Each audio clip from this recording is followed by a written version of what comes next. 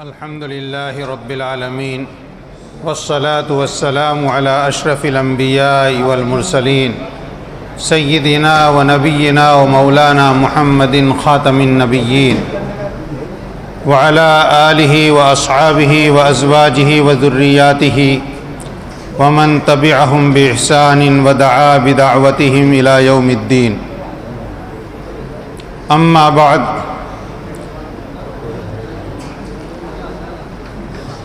اعوذ باللہ من الشیطان الرجیم، بسم اللہ الرحمن الرحیم.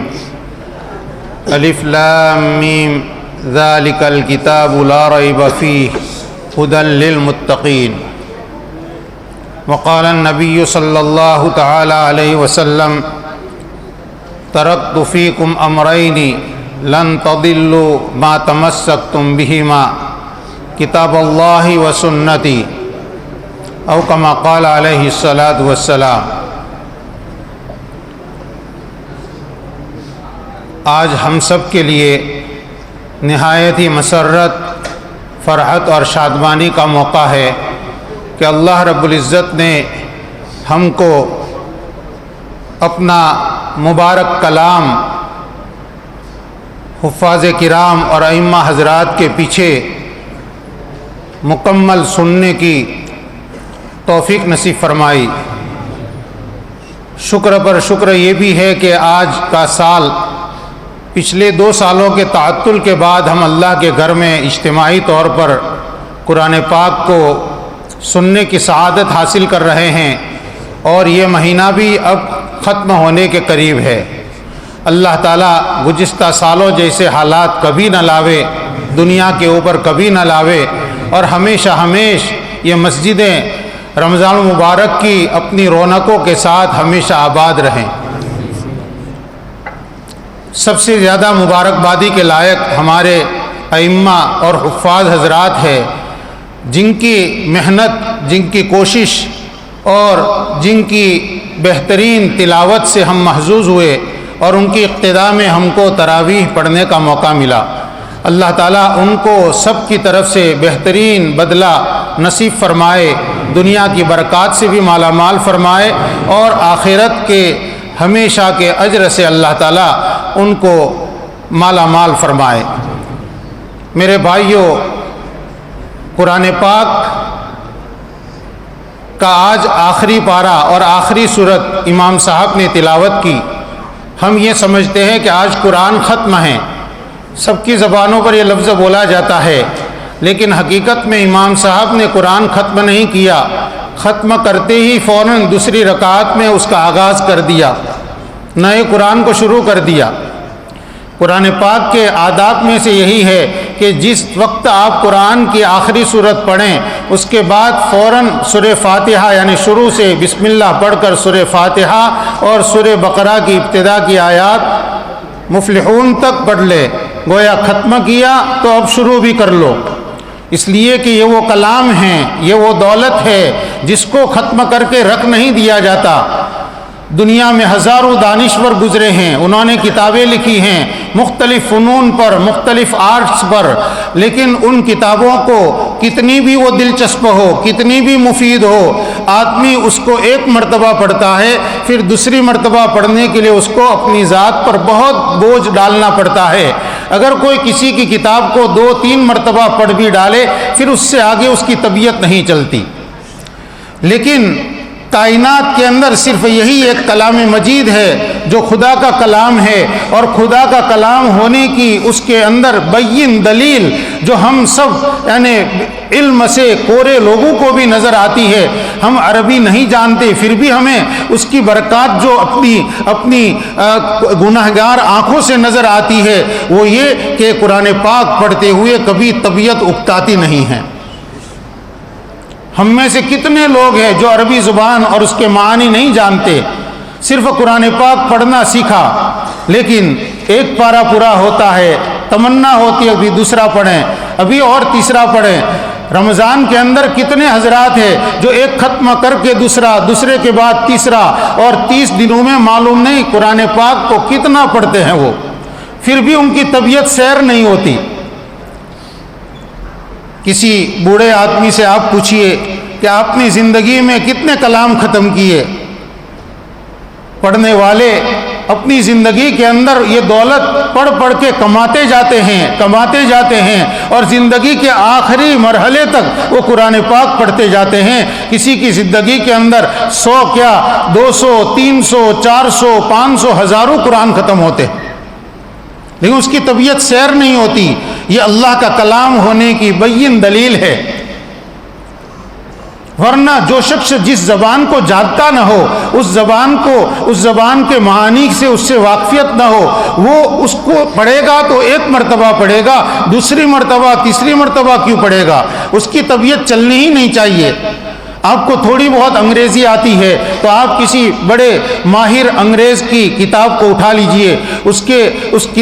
کتاب کی عبارت کو آپ بغیر ڈکشنری کے حل نہیں کر سکتے ہیں، تو آپ اس کو پڑھیں گے بھی بغیر معانی کو سمجھے ہوئے تو آپ مشکل سے اس کے چند صفحات پڑھ پائیں گے، اکتا کر رکھ دیں گے. لیکن قرآن پاک کی برکت یہ ہے کہ اس کے پڑھنے والے کو کبھی اکتاہٹ نہیں ہوتی ہے، ہمیشہ اس میں نیا لطف ملتا رہتا ہے. وہ اللہ کا کلام آج ہم نے سنا اور سنتے تو رہے شروع رمضان سے، لیکن آج اس کی آخری صورت بھی ہم نے سنی. اللہ تعالی ہمارے سننے کو بھی،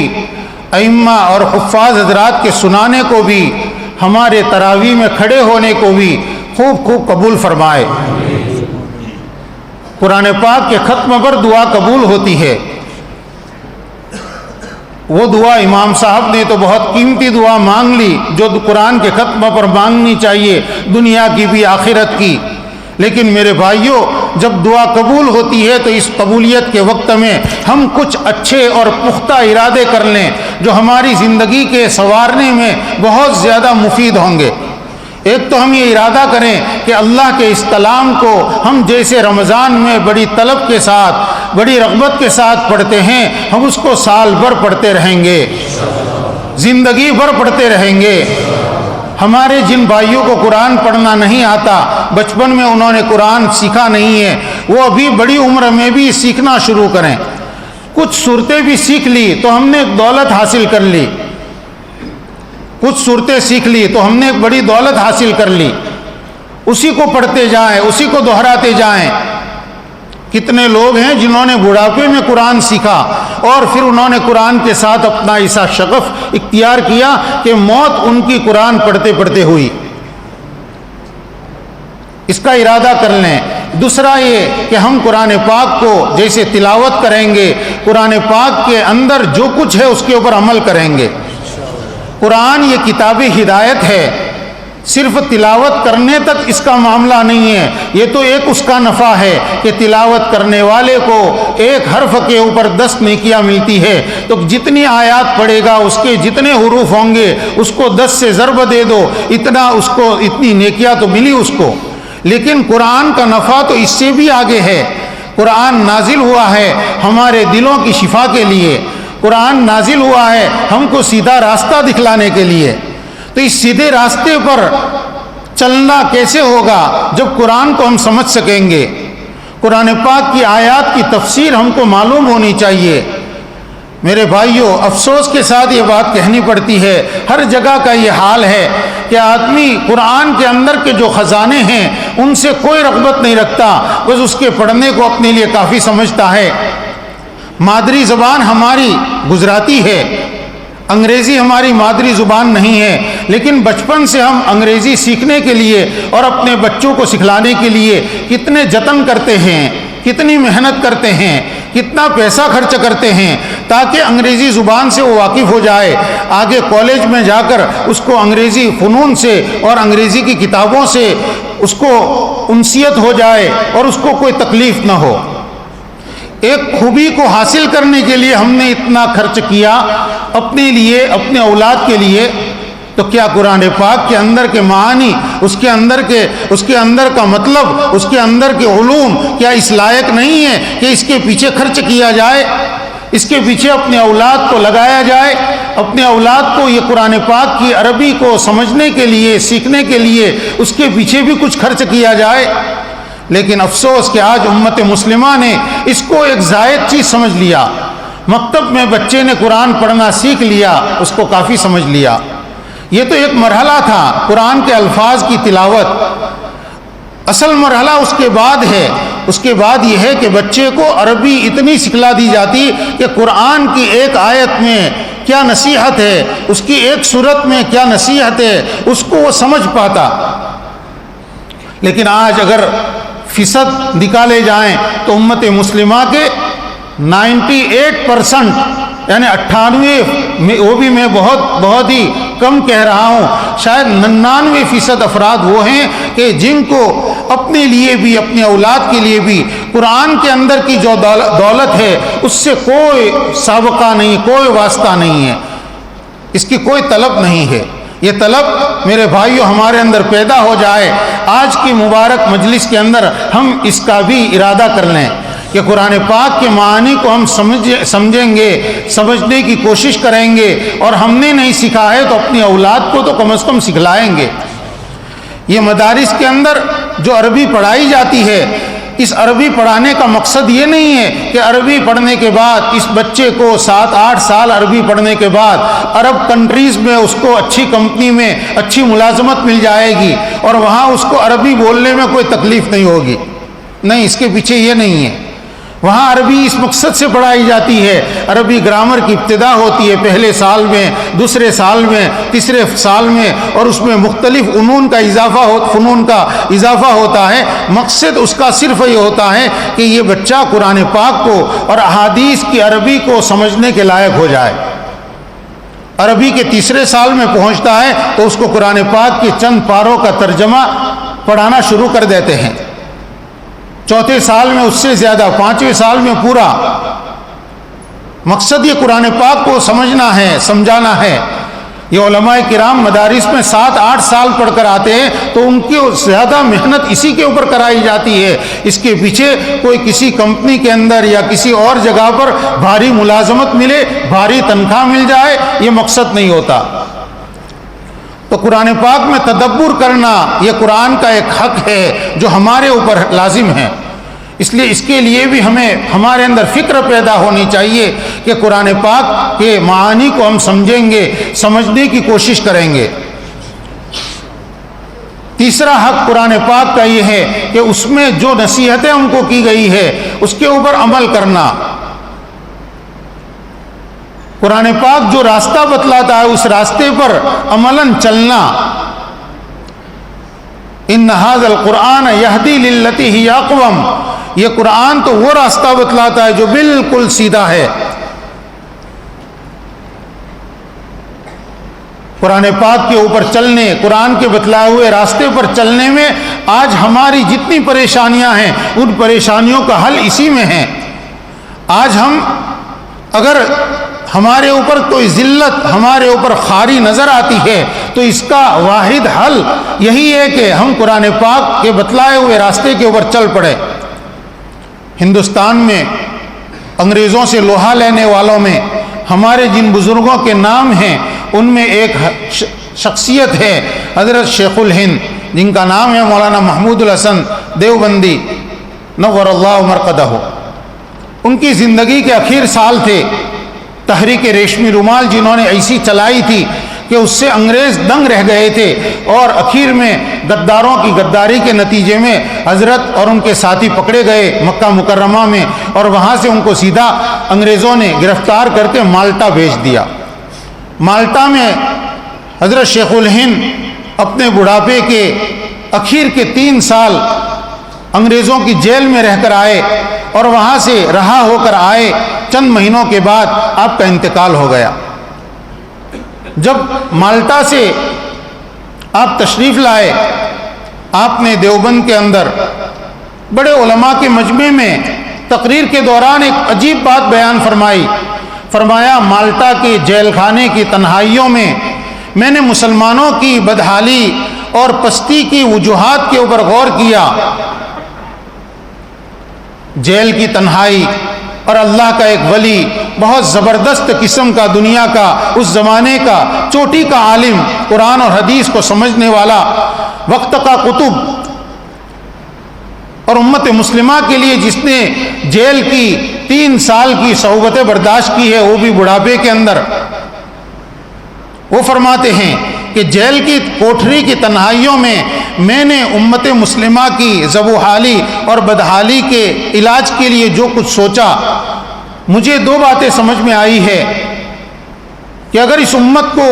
نقبت سے، ذلت سے، خواری سے نکالنا ہے تو اس امت کا رشتہ قرآن کے ساتھ مضبوط کرنا ہوگا، اور دوسرا،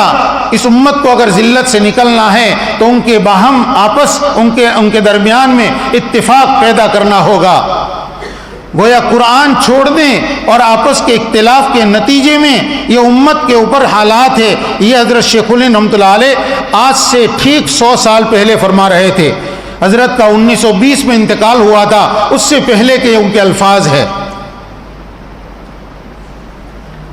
حضرت مفتی محمد شفیع صاحب رحمہ اللہ فرماتے ہیں کہ حضرت شیخ الہند رحمۃ اللہ علیہ نے یہ جو 2 باتیں فرمائی ہے، اگر غور کرو تو یہ حقیقت میں ایک ہی مرض ہے،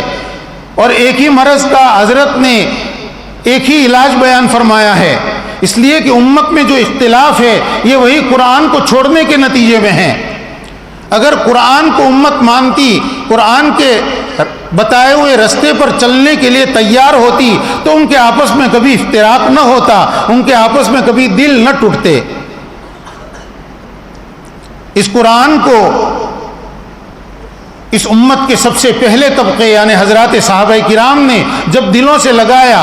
تو ان میں بہت بڑا توڑ تھا، آپس میں جنگیں ان کی برسوں دہائیوں سے چلتی تھی۔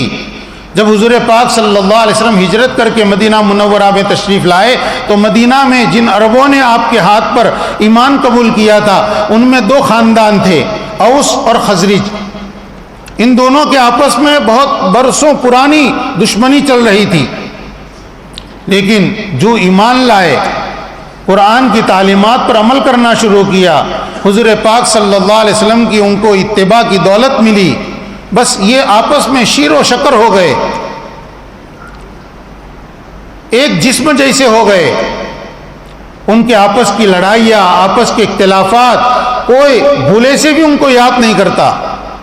قرآن پاک نے اسی کو اپنا، اللہ رب العزت نے قرآن میں اپنے احسان کے طور پر اس کو بیان فرمایا ہے، اذ کنتم اعداء فالف بین قلوبکم فاصبحتم بنعمتہ اخوانا، جس وقت تم آپس میں باہم دشمن تھے اور تمہارے ایک دوسرے کے جان کے تم پیاسے تھے، ایسے وقت میں اللہ رب العزت کی نعمت کی وجہ سے تم آپس میں بھائی بھائی ہو گئے۔ یہ نعمت وہی قرآن کے بتائے ہوئے ہدایت کے راستے کی نعمت ہے، اس پر چلے تو اپنی دشمنیاں بھول گئے اور یہ سمجھے کہ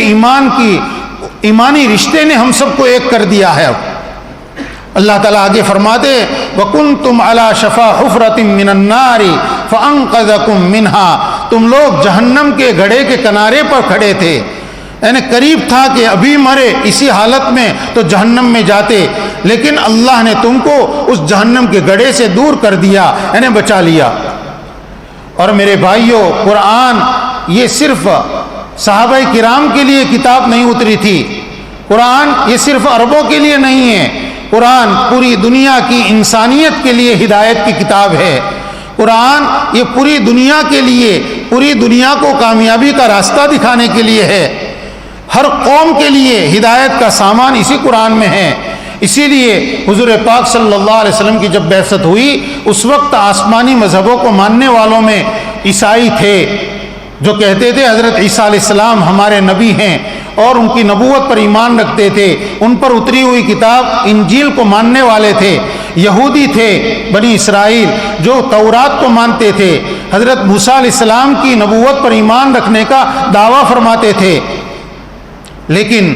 ان کو بھی یہ کہا گیا کہ جب آخری نبی آ گئے ہیں حضرت محمد صلی اللہ علیہ وسلم اور ان پر قرآن نام کی ایک کتاب نازل ہو رہی ہے، اب تمہارے اوپر فرض ہے کہ تم اپنے نبی کو ماننے کے ساتھ اس نبی کی نبوت کو مانو۔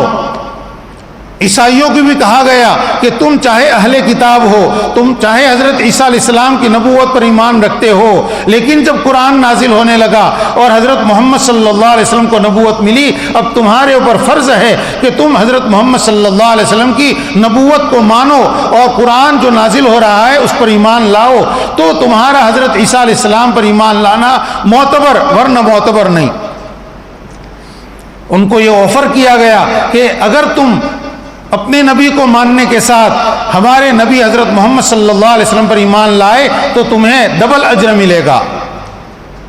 ڈبل اجر ملے گا، اپنے نبی کو ماننے کا بھی اور حضرت محمد صلی اللہ علیہ وسلم جب تشریف لائے ہیں تو ان کو ماننے کا بھی، اور نہیں تو ان کے لیے بہت سخت وعید قرآن میں بیان کی گئی۔ اس زمانے کے کچھ نفوس تھے جو حق کے متلاشی تھے، حضرت سلمان فارسی رضی اللہ عنہ، عبداللہ ابن سلام رضی اللہ عنہ جیسے حضرات، تو انہوں نے باوجود کہ تورات کو اچھی طرح جاننے والے تھے، تورات کے عالم تھے، لیکن انہوں نے قرآن پاک کو سنا، وہ سمجھ گئے، حضور پاک صلی اللہ علیہ وسلم کی زندگی کو دیکھا، سمجھ گئے کہ یہی حق ہے، اس زمانے میں ہدایت اسی کے اندر ہے، کامیابی انہی کی پیروی کرنے کے اندر ہے، تو انہوں نے کھلم کھلا آپ کے اوپر ایمان لانے کا اعلان کر دیا۔ اس قرآن پاک نے ان کے دلوں پر اثر کیا۔ مشرکین مکہ باوجود کہ ضد ہٹ درمی میں تھے، حضور جب قرآن کی تلاوت کرتے تو لوگوں کو یہ کہہ کر روکتے تھے کہ ارے یہ تو پاگل آدمی ہیں، یہ تو کاہن ہیں، نجومی ہے، اس کی زبان پر شیطان بولتا ہے، ظاہر میں تو کہتے تھے، لیکن رات کی تنہائیوں میں جب مسلمان اپنے گھروں کے اندر تلاوت کرتے تھے اور تہجد کے اندر قرآن جو جتنا نازل ہوا ان آیتوں کو پڑھتے تھے، تو رات کی تنہائیوں میں وہ مکانات کے باہر سے چھپ کر دیواروں کی آڑ میں اس قرآن کو سنتے تھے، یعنی ان کے دل تو کہتے تھے کہ قرآن اللہ کا کلام ہے، محمد صاحب کا بنایا ہوا کلام نہیں ہے صلی اللہ علیہ وسلم، لیکن ظاہر میں دشمنی تھی، ضد تھی، عناد تھا۔ جب مسلمانوں کی ایک جماعت مکہ سے ہجرت کر کے حبشہ پہنچی، حبشہ کے اندر عیسائی رہتے تھے، وہاں کا بادشاہ نجاشی وہ بھی عیسائی تھا لیکن امن پسند تھا۔ مشرکین کو پتہ چلا کہ مسلمان بہت سے ہمارے ظلم و ستم سے بچنے کے لیے حبشہ چلے گئے، ایتھوپیا، بہت دور لمبا سفر سمندر کا، تو انہوں نے بھی اپنا ایک ڈیلیگیشن وہاں بھیجا بادشاہ کو یہ کہنے کے لیے کہ ہمارے یہاں کے کچھ لوگ اور کچھ جوان سر پھرے ہمارے آبا و اجداد کے مذہب کو چھوڑ کر آپ کے یہاں آ گئے ہیں اور پناہ لی ہے، ان کو وہاں سے بھگا دو۔ جا کر انہوں نے مشرکین کے اس وفد نے وہاں اپنا کام کیا، اپنی شکایت پہنچائی، تو بادشاہ تھا، وہ تو پورے ملک کا مملکت کا بادشاہ، اتنا تو بے وقوف نہیں ہوگا کہ ان کی بات سن لے۔ اس نے ان مسلمانوں میں سے ایک کو، یعنی حضرت جعفر رضی اللہ عنہ جو حضرت علی کرم اللہ وجہہ کے بھائی تھے، حضور اکرم صلی اللہ علیہ وسلم کے چچیرے بھائی، ان کو بلایا دربار میں۔ بادشاہ نے اپنے بہت سے پادریوں کو، عیسائی مذہب کی کتابوں کو اور عیسائی مذہب کا علم رکھنے والوں کو بھی جمع کر دیا، اور ان کے بیچ میں ان سے کچھ سوالات کیے، اور ایک سوال یہ بھی کیا کہ ان پر جو کلام نازل ہو رہا ہے وہ تم میں سے کسی کے پاس ہے؟ بس حضرت جعفر رضی اللہ عنہ کے لیے تو بڑا اچھا موقع تھا، انہوں نے فرمایا کہ ہاں۔ اس نے کہا سناؤ۔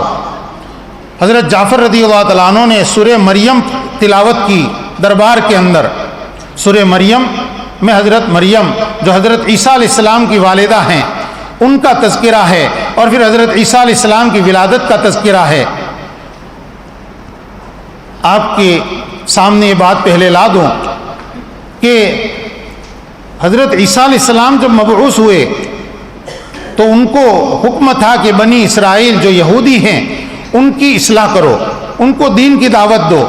ان میں جو بگاڑ آ گیا ہے اس کو دور کرو۔ حضرت عیسیٰ علیہ السلام نے جب یہ کہا، ان کو دین کی دعوت دی، تو یہود بجائے ماننے کے ان کے دشمن ہو گئے۔ یہودی یہ کہنے لگے کہ یہ تو نعوذ باللہ ولد الزنا ہے، یعنی ان کو حرامی کہا۔ حالانکہ حضرت عیسیٰ علیہ السلام کو اللہ تعالیٰ نے اپنی قدرت سے صرف عورت سے پیدا فرمایا تھا، ان کے کوئی باپ نہیں تھے۔ یہ خدا کی قدرت کہ حضرت آدم علیہ السلام کو بغیر باپ اور ماں کے پیدا فرمایا، لیکن اس نے حضرت عیسیٰ علیہ السلام کو بیان فرمایا ہے اور ان کی پارسائی کو بیان فرمایا ہے، اور حضرت عیسیٰ علیہ السلام کا تذکرہ بھی بڑے احترام کے ساتھ کیا گیا ہے۔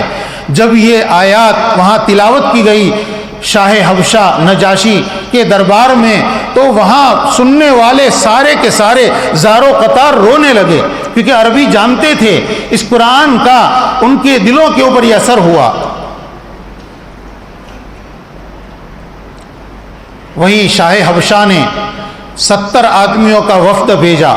مدینہ منورہ میں جب آپ علیہ السلام ہجرت کر کے تشریف لائے، اور یہ بھی بڑے سمجھدار قسم کے علماء قسم کے لوگوں کو بھیجا۔ 70 آئے، آپ نے ان کو ٹھہرایا۔ ایک موقع پر اللہ کے نبی صلی اللہ علیہ وسلم نے ان کے سامنے سورہ یاسین تلاوت فرمائی، سورہ یاسین شریف۔ جب آپ تلاوت کرتے جاتے تھے تو یہ پورا وفد جو عیسائی ہے وہ ہر آیت کے ختم پر آپ جب آیت ختم کرتے وہ کہتے تھے ربنا آمنا ربنا آمنا، اے ہمارے پروردگار ہم ایمان لاتے ہیں، اے ہمارے رب ہم ایمان لاتے ہیں۔ ہر آیت پر وہ کہتے رہے ربنا آمنا۔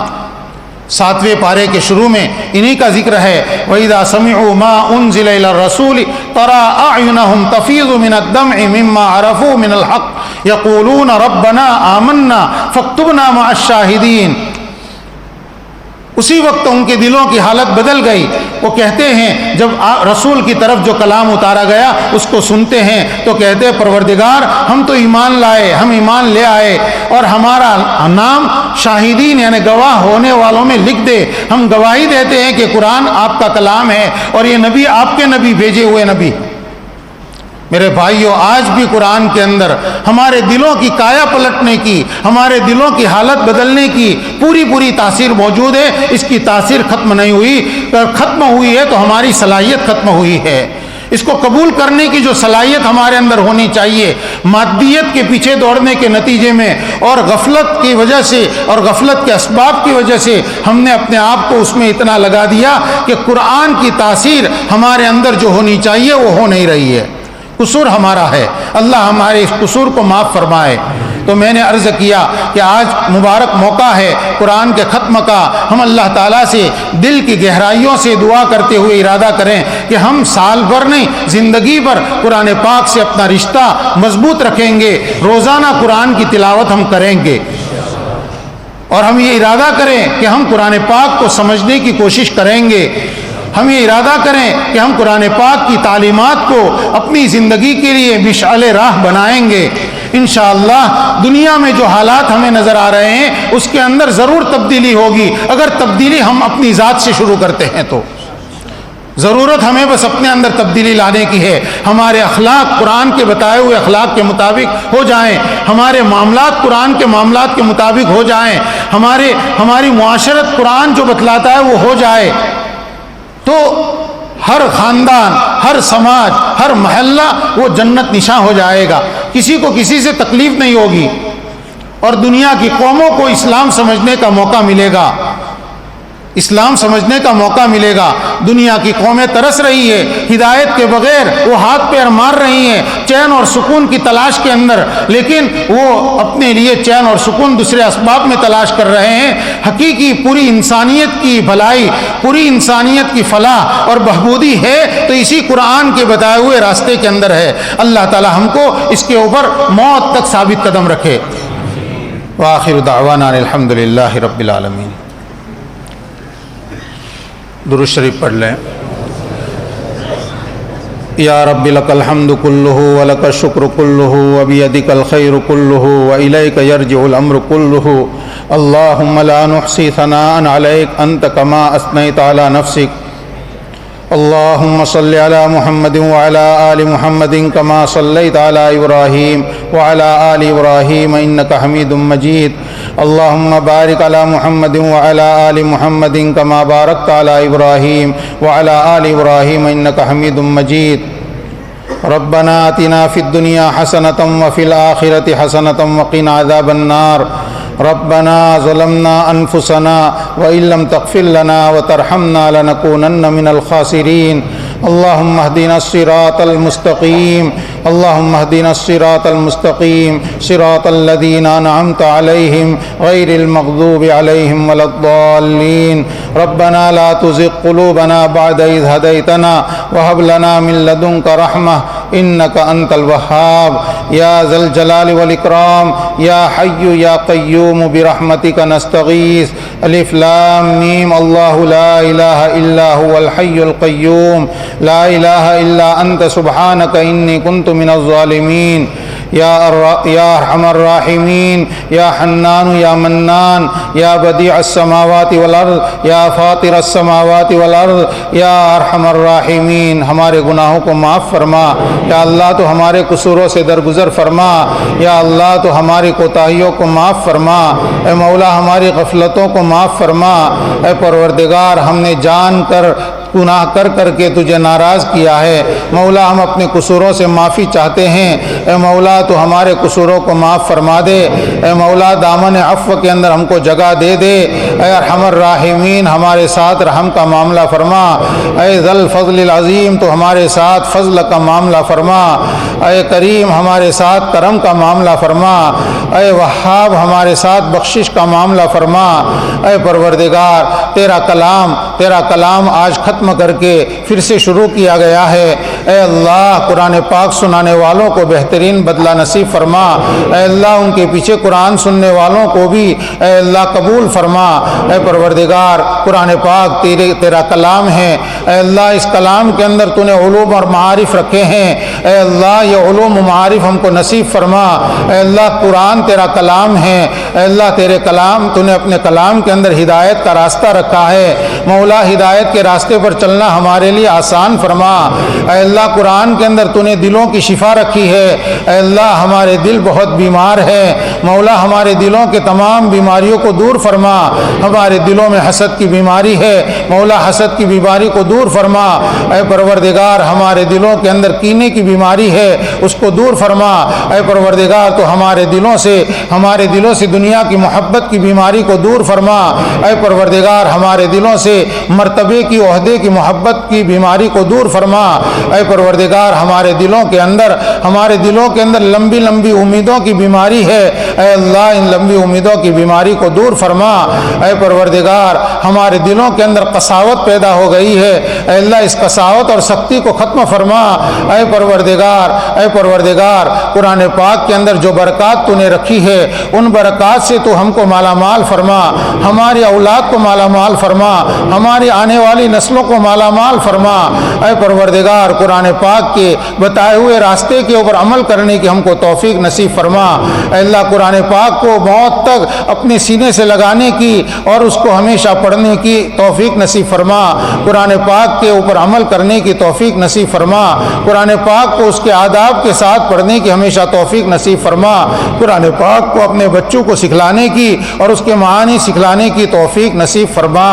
اے پروردگار حاضرین میں سے ہر ایک کی دلی مرادوں کو تو جانتا ہے مولا ہر ایک کی دلی مرادوں کو حاجتوں کو جانتا ہے اے اللہ ہم سب تیرے بندے ہیں اے اللہ تجھ سے کچھ امیدیں رکھ کر تیرے سامنے اس مبارک موقع پر تیرے کلام کے واسطے سے اور تیرے حبیب صلی اللہ علیہ وسلم کے واسطے سے مولا سوال کرتے ہیں اے اللہ تو ہمارے دلی مرادوں کو پورا فرما اے اللہ ہر ایک کی دلی مرادوں کو پورا فرما